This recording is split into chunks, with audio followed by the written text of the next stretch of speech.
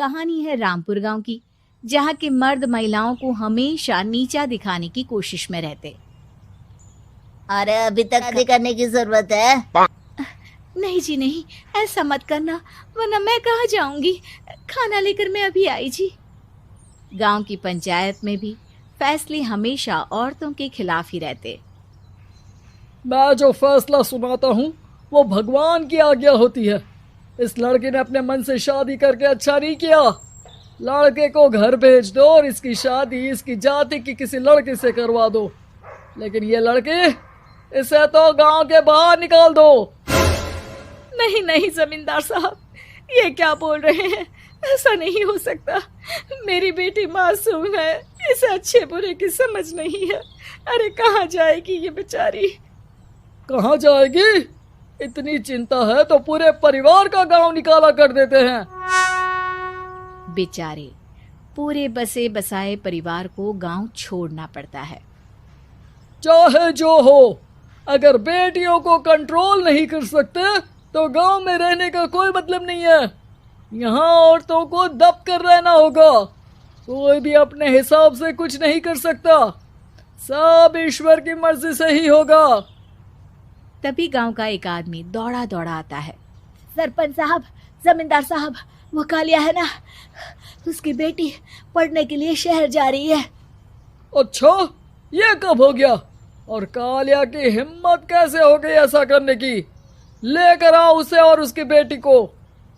बस फिर क्या था, हाजिर हो जाते हैं कालिया और उसकी बेटी सरपंच के सामने। और कालिया, बेटी को इंजीनियर बना रहा है तू? और ये बता, गांव में तो स्कूल नहीं है, फिर कहां से इतनी क्लास पास कर गई तेरी बेटी? राधा, जो कि कालिया की बेटी है, उसे लगता है कि सरपंच उसकी तारीफ कर रहे हैं। सरपंच जी, मैंने ऑनलाइन पढ़ाई की है, डिस्टेंस लर्निंग से। सभी में मैंने अच्छे नंबर पाए हैं, जिसे देखते हुए शहर की इंजीनियरिंग कॉलेज में मुझे स्कॉलरशिप मिली है।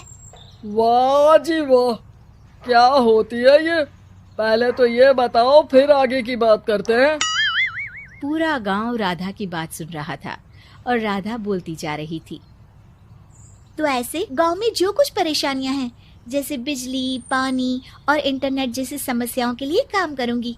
मैं गांव को शहर से जोड़ने के लिए पुल का निर्माण करवाने का प्रस्ताव रखूंगी।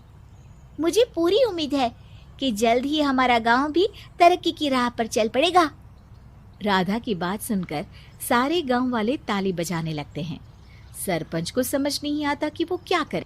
चुप रह नादान लड़की, गांव के खिलाफ जाने के लिए तुझे गांव से बेदखल कर दिया जाएगा, वो भी पूरे परिवार के साथ। और हाँ, अगर ठीक से गांव में रहना चाहती है तो ये पढ़ाई लिखाई छोड़ दे। हम तेरे लिए गांव का कोई होनहार लड़का देखेंगे। तभी गांव का एक आदमी बोल पड़ता है। अरे नहीं नहीं सरपंच जी, राधा बिटिया जो बता रही है, अगर वैसा हो जाए तो हम लोगों को पैसा कमाने के लिए बाहर नहीं जाना पड़ेगा। हाँ जी, और ना ही कोसों दूर पानी के लिए भटकना पड़ेगा। हमारे बच्चे भी अच्छी पढ़ाई कर सकेंगे और आगे बढ़ेंगे, ना कि हमारी तरह खेती करते बैठेंगे। क्यों गांव वालों, राना? सरपंच देखता है कि गांव राधा के साथ है तो वो चुप हो जाता है। वो घर आकर अपने सलाहकार से बात करता है, जो बहुत ही चालाक किस्म का इंसान होता है। अरे सरपंच साहब, आपको बहुत ही होशियारी से काम लेना पड़ेगा। एक बार गांव तरक्की कर गया, यहाँ के बालक पढ़ लिए तो कोई ना पूछेगा आपको। और फिर ये जो बेटा और बेटी है ना आपके, इनको भी आम लोगों की तरह ही जीवन जीना होगा। हाँ, लेकिन करे तो क्या करे? वो ना आप मुझ पर छोड़ दीजिए, बस मैं जैसा वो। जब गांव वाले सोकर उठते हैं तो राधा के घर के बाहर और साथ ही वो लोग जिन्होंने राधा का सपोर्ट किया था, उनके घर के आगे लाल रंग से कल आऊंगी लिखा होता है। कल आऊंगी, यह क्या होता है? अरे यह तो खून से लिखा है, लगता है कोई भूत प्रेत या चुड़ैल का साया है। चलो सरपंच जी के पास चलते हैं। सभी सरपंच के पास जाकर उसे सारी बात बताते हैं। अरे ये तो बड़ी मुश्किल की बात है। चलो मैं एक बाबा को जानता हूँ, उन्हें बुला लेता हूँ। सरपंच बाबा को लेकर गांव के घर के बाहर जाता है। ओहो, तो ये वो चुड़ैल है जो उन लोगों को निशाना बनाते हैं जो गांव को बदलने का सपना देखते हैं। वो गांव को ऐसे ही संपन्न देखना चाहती है। वो नहीं चाहती कि कोई बाहरी यहाँ का कायाकल्प करे। क्या तुम लोगों में से किसी ने गांव को बदलने की सोच रखी है? तभी राधा की माँ रोते रोते आती है। मेरी राधा घर से गायब हो गई है। अरे कोई तो बचाओ, मेरी बच्ची कहाँ गई?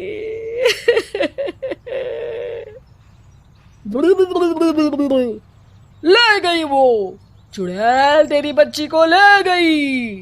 अब चुड़ैल का साया हो जाएगा। तभी बुरी सी हालत में राधा भी वहां आ जाती है। उसके बाल चुड़ैल की तरह फैले होते हैं और कपड़ों में खून लगा होता है। सभी राधा को देखकर डर जाते हैं। माँ, पता नहीं मुझे कौन उठा कर ले गया था। अरे दूर दूर हो जा चुड़ैल, अब हम लोग इस गांव में नहीं रुकेंगे। अरे कैसी बातें कर रहे हैं आप? कल तो आप मेरे भरोसे गांव का हुलिया बदलने, अपने बच्चों को पढ़ाने और तरक्की उन्नति की बात कर रहे थे, तो आज क्या हो गया आपको? ये फिर तुम लोगों को बहकाएगी। ये चुड़ैल गांव में आ चुकी है। ऐसे ही ये तुम्हारे घर के बच्चों को भी ले जाएगी। गांव वाले उसके माँ बाप रोते रहते हैं, लेकिन गांव वाले नहीं मानते। मैं भी अपनी बहन के साथ गांव के बाहर रहूंगा, लेकिन वो पढ़ाई नहीं छोड़ेगी। वहीं सरपंच के घर पर सलाहकार कहता है। देखा, सांप भी मर गया और लाठी भी नहीं टूटी। अगले ही दिन सरपंच के घर के बाहर भी वही शब्द लिखे होते हैं और फिर सरपंच की बीवी कहती है, हमारी बेटी को किसी ने अगवा कर लिया है। तभी राधा का भाई वहां आ जाता है। अरे गांव वालों, मैंने सरपंच जी की बेटी को देखा था। वो चुड़ैल उसे उठाकर ले जा रही थी। अरे क्या मजाक कर रहे हो? नहीं नहीं सरपंच जी, आप नहीं जानते। वो चुड़ैल अब आपकी बेटी में आ जाएगी, जैसे राधा के अंदर आ गई थी। तभी सरपंच की बेटी वैसी ही हालत में वहां आती है जैसे पता नहीं कैसे मैं गायब हो गई थी।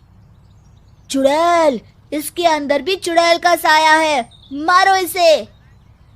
अरे नहीं नहीं, इसे भी राधा के पास गांव के बाहर ही भेज दो। अरे चुप रहो, मेरी बेटी कहीं नहीं जाएगी और चुड़ैल बुड़ैल कुछ नहीं होता है। अरे कैसे बात कर रहे हो सरपंच जी कि आपका फैसला भगवान का ज्ञान होता है? तो अपने पर बात आई तो अब आप ऐसे बोल रहे हैं? अरे ना ना ना, आपको अपनी बेटी को त्यागना ही होगा। अरे बुलाओ बाबा को। राधा का भाई बाबा को ले आता है, जिसे अब गांव वालों के डर के कारण सच बोलना पड़ता है। मैं कोई बाबा नहीं हूँ। मैं तो मुझे कहा था एक्टिंग करने को। अब वो मुझे पैसे देने वाले हैं। अब मुझे माफ कर दो। गलती हो गई, मुझे माफ कर दो। तभी वहां राधा आ जाती है। देखा सरपंच जी, जब गांव के बच्चे साक्षर होंगे तो आप जैसे लोगों की चालाकी नहीं चलेगी।